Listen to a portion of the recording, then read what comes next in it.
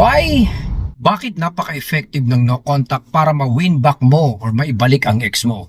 Unang-una mga utol, nagkakaroon ng pagkakataon para mag-camouflage ka. Nagkakaroon ng chances para ma-smoke screen at may tago ka ng situation mga utol dahil pagka kayo po ay nasa ganitong situation wherein kayo po ay emotionally affected from the breakup, ang daming pwedeng magkamali.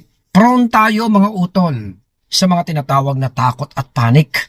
Dito nagkakaroon ng problema kasi parati ko nga pong sinasabi, most ex, alam naman po natin, hindi yan 100% sure sa kanilang desisyon. Kaya kung patuloy kang magkakaroon ng mga post-breakup depressions or mistakes, matutulungan mo yung ex mo para ma-confirm niya that you're the wrong person, na ang pakikipaghiwalay or pakikipag-break sa atin ay tumpak.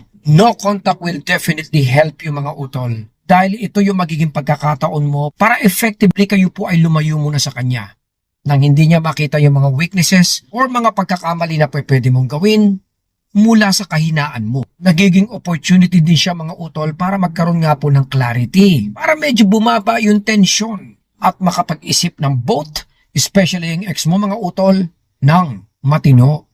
At syempre po, yung bonus track niyan, an opportunity para ma-miss ka ng ex mo.